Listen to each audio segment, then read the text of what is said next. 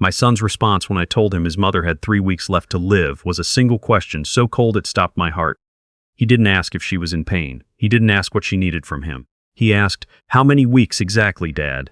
And in the background I could hear my daughter-in-law's voice, quiet and urgent, coaching him from the other side of the room. He had no idea that question had just cost him $3.2 million, and that the moment he would regret most in his life was going to happen in front of every client and colleague he'd spent years trying to impress. But this story doesn't begin with a phone call. It begins with a pot of chili. My wife Ruth made the best chili in Houston. Nothing fancy, nothing fussed over, just a big cast iron pot on the stove, everything from memory, the way her mother taught her. She was a high school science teacher for 31 years, and she brought the same patience to that kitchen that she brought to every classroom she ever stood in. Our home in the Memorial area had smelled like that chili on Sunday afternoons for 41 years. It was the smell of something steady and real, something that didn't need to be explained. When my son brought his wife home for the first time, Ruth had that chili on the stove. I remember the way my daughter-in-law looked at the house when they pulled into the driveway, not with warmth, not with curiosity, but with the quiet, assessing look of someone running numbers. She was a commercial real estate broker. She had eyes that appraised everything: the house, the furniture, the neighborhood, the oak tree I'd planted the year my son was born. She took it all in without saying a word, and then she went inside and called it lovely. At dinner, she pushed the chili around her bowl and said it was really hearty. She said it the way you'd describe a meal you were politely enduring. My son said nothing. He just watched her and smiled in a new way I hadn't seen before, a careful managing smile, the kind you use when you're trying to keep two worlds from colliding. I told myself it was just nerves. I told myself he was still the same kid who used to ride his bike in circles in that driveway until the streetlights came on. I was wrong about that. I was wrong about a lot of things. The first real sign came about a year into their marriage. They'd come for Sunday dinner, and after we ate, my son set his napkin down with a deliberateness that told me he had something prepared. He said he'd been doing some research. Said the house had appreciated significantly, close to $900,000 at current comps, and that Ruth and I weren't getting any younger, and that there was a beautiful continuing care community out in Katy he'd been looking at. Incredible amenities, resort style. He could get us a tour anytime we wanted. Ruth went very still across the table. I watched her face before I said anything. I said, "This house is not a line item, son. It's where your mother repainted the upstairs bedroom 3 times before she found the right shade of blue. It's where we brought you home from the hospital. You don't sell 40 years because the square footage feels inefficient." My daughter-in-law gave a smooth, practiced smile. "We're just thinking about your futures, that's all. It's a lot of house for 2 people. My son looked at her, then at me. "It's just practical, Dad." "Your mother and I like our 4 bedrooms, I said. "This conversation is finished." He didn't push it. But the visit ended early, and when they left, Ruth stood at the kitchen sink for a long time without turning on the water. 8 months later, my son came by alone on a Tuesday afternoon. He had his briefcase with him, the first time he'd ever brought it into our house. He set it on the kitchen table like it belonged there, opened it, and slid a prospectus across to me. His firm was launching a real estate investment trust. He talked for 20 minutes about internal rates of return and value-add properties and the strength of the Houston commercial market. He was polished. He had clearly rehearsed. When he finished, I asked him what specifically he was asking me to do. He said he wanted me to liquidate the IRA and the 401A. I'd rolled over about $1.8 million and move it all into the trust. He could manage it personally. I'd see real growth. He wanted to secure my future. I looked at my son for a long moment. He was 33 years old, sitting at the same table where he'd eaten cereal every morning of his childhood, and he was asking me to hand him everything I'd saved across 4 decades of work. I said, "Whose idea was this?" His face went red. "I'm trying to help you." "Look me in the eye," I said, "and tell me this wasn't your wife's pitch before it was yours." He couldn't do it, not for more than a second.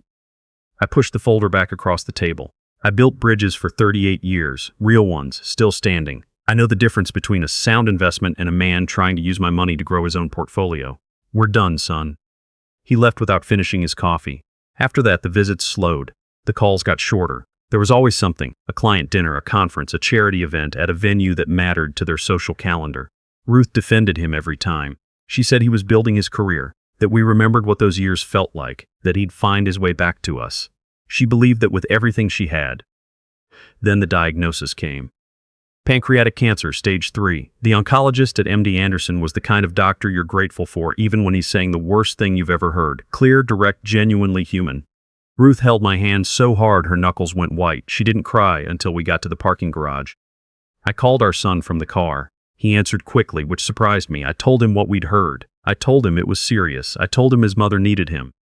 He was quiet a moment, and then he said, "Is she going to be okay? I mean, what's the realistic prognosis?" His wife said something in the background that I couldn't make out. He said, "I need to figure a few things out on my end. Can I call you back tonight?" He called back 3 days later. For a while, it seemed like the crisis might bring him home. He came to the first infusion appointment, sat with us in the waiting room, walked Ruth to the car after. My daughter-in-law came too in a gray cashmere sweater, saying all the correct things. I held on to that afternoon. I thought, here it is. Here's where family remembers what it's actually for. But saying the right things is easy when nothing is being asked of you yet. 6 weeks into treatment, Ruth was scheduled for a long infusion session. The new protocol meant a full day at the clinic, and she'd been having rough nights and didn't want to sit alone. I called my son a week ahead. He said, of course, he'd be there. The morning of the appointment, he called at 7:30. He was sorry, deeply sorry. But there was a developer coming in from Dallas, a major client, and his boss had put him on the account. He couldn't hand it off now. He'd make it up to her. He'd take her to lunch that weekend. The lunch didn't happen. There was a showing he couldn't reschedule. 3 months in, Ruth spent 4 days inpatient for a complication with her blood counts. I sat with her every hour they'd allow it. I slept in the chair beside her bed 2 of those nights, waking up every time a nurse came through the door, learning to read the monitors like a second language. Our son sent flowers, extravagant, from an upscale florist, and Ruth smiled at them and said they were beautiful. She asked me twice if he'd mentioned when he was coming. I told her he was buried under something at work but thinking about her every day.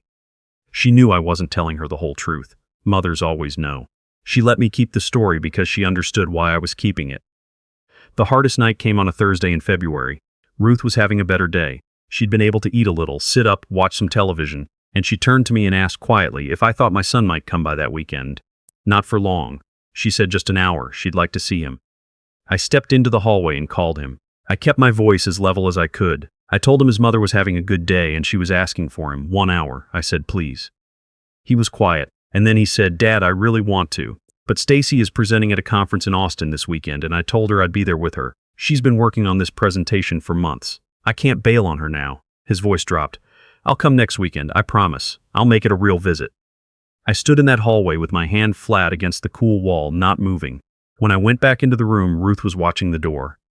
He's on a deadline, I said, but he sends all his love. He'll be here next weekend, he promised. She looked back at the television and said, Of course, he's always been such a hard worker, my boy. I didn't sleep that night. By late spring, Ruth had moved to a hospice facility in the medical center. The curative phase was over. It was about comfort now. The nurses there were extraordinary, quiet and careful and genuinely present in a way I had not taken for granted for a single morning. One nurse, a woman named Vera, had been with Ruth on almost every morning shift for 3 weeks. She knew Ruth liked her blanket folded a particular way. She brought peppermint tea without being asked. She sat with her and talked about gardening, which Ruth had always loved. She was, in every way that counted, doing the work that my son was not. Our son came once during those weeks. He stayed 90 minutes. My daughter-in-law waited in the parking lot.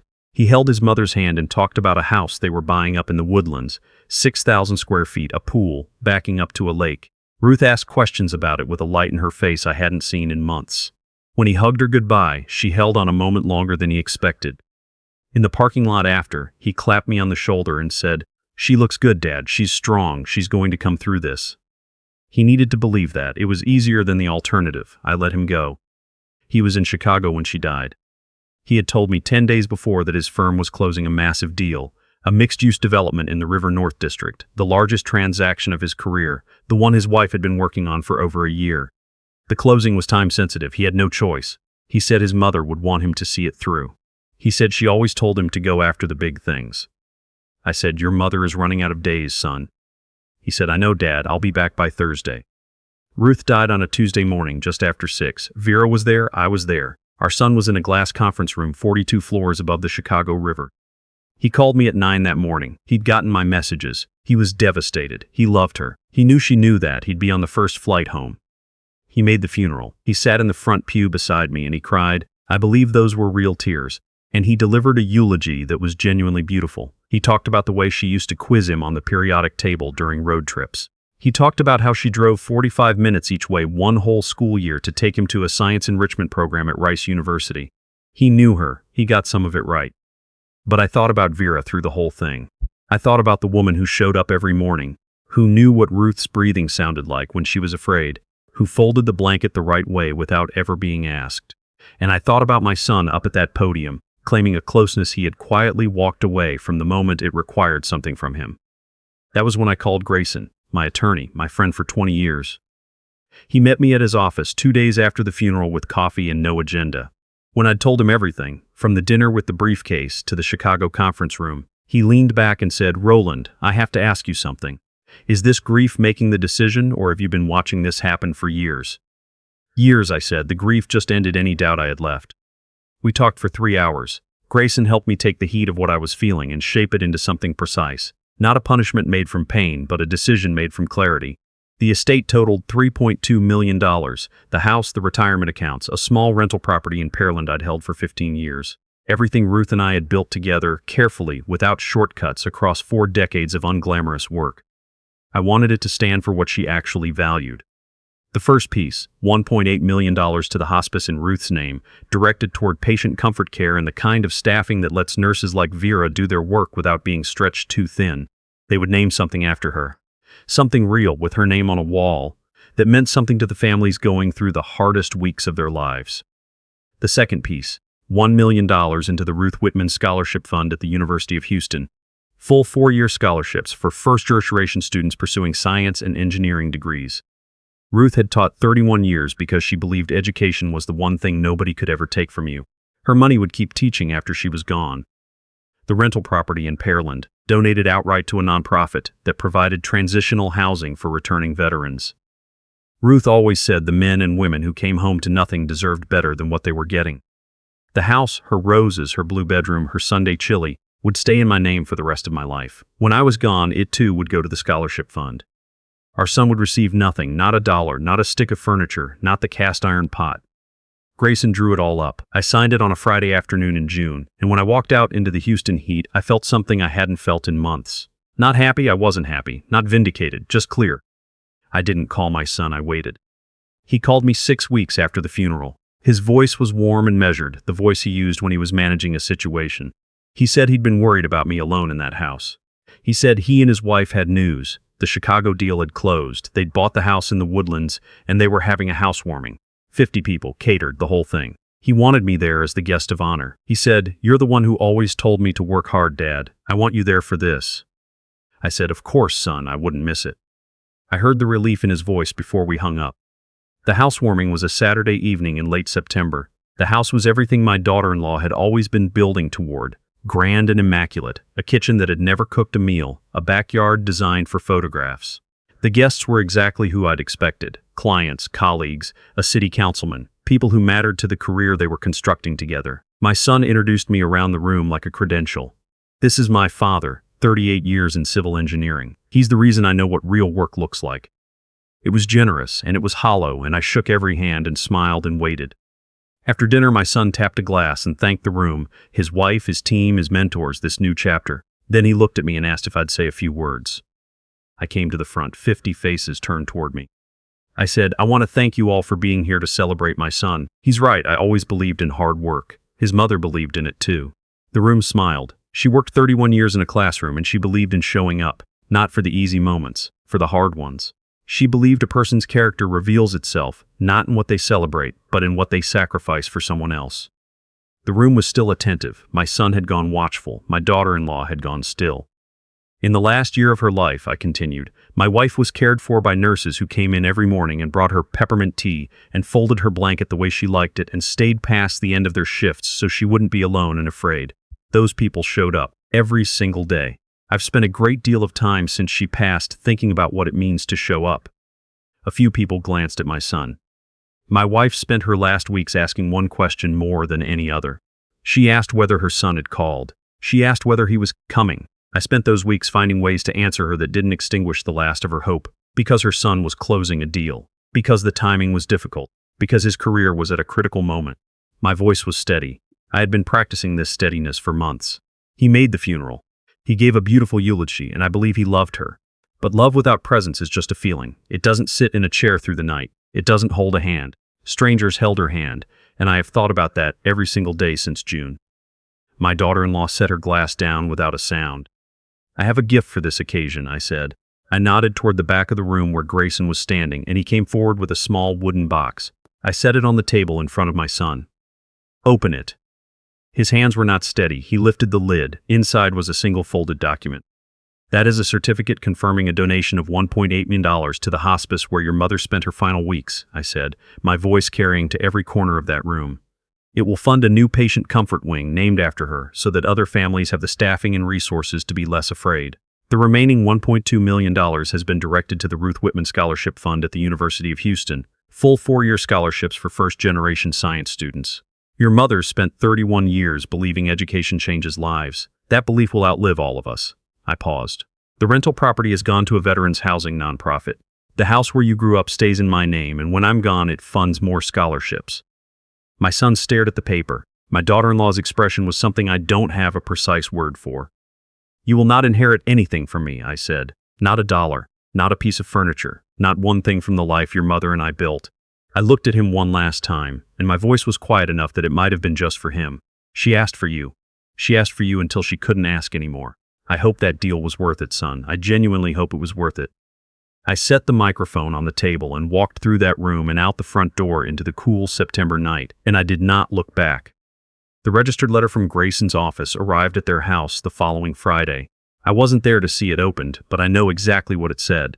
It confirmed, in the flat and final language of law, that the last will and testament of Roland Whitman had been executed and filed and was not subject to challenge, and that my son and his wife were not named as beneficiaries in any capacity. It left nothing open. There was nothing to negotiate. My son called that afternoon. I let it go to voicemail. He called again 3 more times over the following 2 weeks. My daughter-in-law called once. I let that go too. Not out of hatred. I had no hatred left. Only out of a very clear understanding that there was nothing remaining to say that would change what had already been true for years. On a Sunday in October, I drove to the cemetery where we buried Ruth. I brought white tulips because she always said roses belonged in the ground where they could keep coming back. I crouched down next to her headstone and I told her everything about the housewarming, about the look on our son's face when he opened that box, about how it didn't feel the way I thought it would. It didn't feel like victory. It felt like setting something down that I had been carrying for a very long time.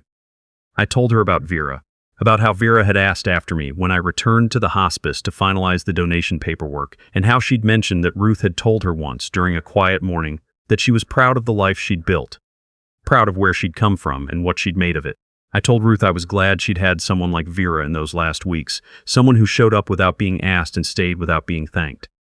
I stayed there a long time, the October sun warm on my back, my hand resting on her name in the cool stone. "Your name is going to mean something," I said. "It already does. It's going to be in the room with students who didn't think they could make it. And it's going to be on the wall where frightened families sit and wait. And it's going to do every morning what you always did. Show up for someone who needs it. That's all you ever asked of any of us. That's the only thing that was ever really yours to leave behind." I stood up slowly and walked back to the car, and I drove home to the house with her roses still in the yard, still coming back every spring just the way she always promised they would.